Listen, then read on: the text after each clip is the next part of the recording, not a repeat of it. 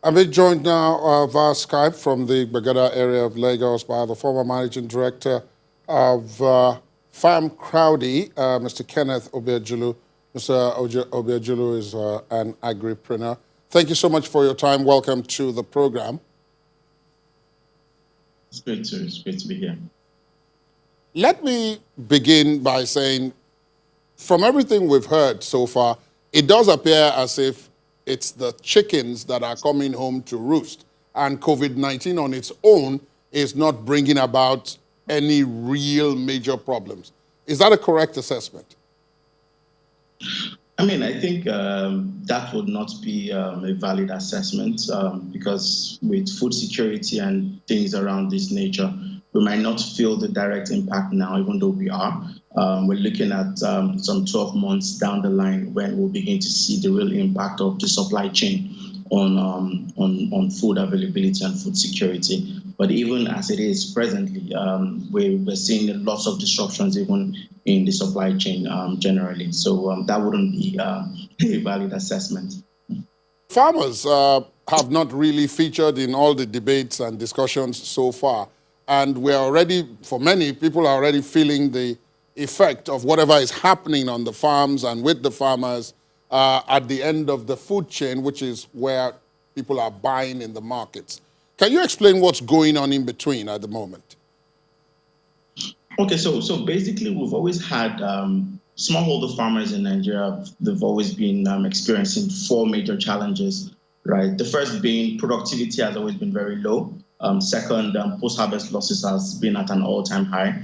Access to finance for farmers to produce what they know how to produce all year has almost been almost non-existent. And then when the farmers are done cultivating, it's very difficult for them to connect to major markets. Now, that used to be the challenge. Now, with the existence of the COVID-19 challenge, which has broken supply chain and broken market access, most of the farmers don't even have access to be able to move their produce from areas of high concentration, for example, in Nigeria, from the north down to the south, right? There are bans in a couple of states or lockdown in a couple of states that have the highest production of perishables. Farmers are witnessing in excess of 60% of post-harvest losses for perishable items, and this in itself is the problem because the farmers cannot earn a living now. As a result, it affects their willingness to be able to produce for next year.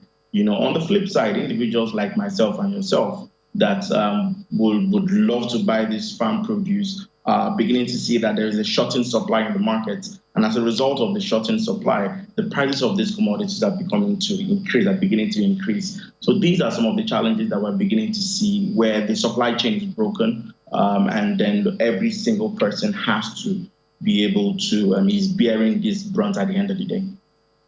Let's talk a little bit about the health of the farmers themselves.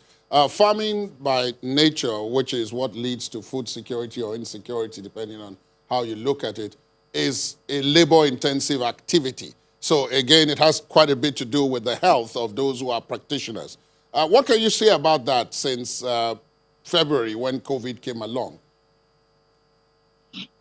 Well, because we've not really I think the pandemic has also shown and exposed a lot of lapses in the system, right? And one of the things that we have focused on for a long time has always been around crop-based insurance, and we never really focused on the farmers. What if the farmers are not well protected? What if there are incidences around their health and they cannot go to their farms? How are they able to cope and all of that? But we're beginning to see that even big insurance companies are beginning to look at areas like micro insurance products that will be able to cover smallholder farmers to ensure that even when all of these things happen, the farmers have access to at least primary health care that helps and supports these farmers. But in terms of how it has been, we will not be able to generally assess how deep these challenges have been because most of the time these farmers have access to local forms of health care and all of that. So basically, it's about how can we wake up to the fact that even with farming, there's a need for us to be able to enforce things like micro insurance that covers smallholder farmers and has the capacity to care for them even at such a time as this. You're an agripreneur, Yep. and I know that one of the things that had always been a difficulty with your line of work had been the issue of access to capital. Now, in view of what has happened with COVID-19, we hear government talking about interventions and assistance to various sectors, aviation, health, and all of that. Have you seen anything that would encourage you to look at agriculture as an area where government is actually investing at this point in the aftermath of COVID to prevent some of the things you've already identified as being the problems possibly 12 months down the line? So I think that one of the very serious things that we as practitioners here must commend the government since its inception has been its focus on agriculture. Right, there's been several intervention funds that have been made available to smallholder farmers. But what we feel at this point in time is that these interventions must increase because with food security, it has four layers. Food can be available and it's not accessible. Food can be accessible, but it's not fit for use. Food can be fit for use, and all of these things are not sustainable. So we think from our end that the government can even increase its capacity to be able to make these intervention funds available to smallholder farmers and also commercial farmers to be able to increase the production of what they have. And farmers need to be able to be trained in the areas of good agronomic practices to increase that productivity, reduce post-harvest losses, and at the end of the day, we're able to push the produce of these smallholder farmers to areas of lower concentration that have the capacity to pay for all of these things. So I think that there are lots of intervention funds everywhere, but I think that more can be done to be able to improve that productivity, and where we are able to produce in excess to be able to feed other African countries and even global markets as well. So more needs to be done, more money needs to be put in the hands of farmers, more reliable seeds, fertilizers, crop protection products need to be made available to farmers to be able to increase their productivity and at the end of the day increase their livelihoods.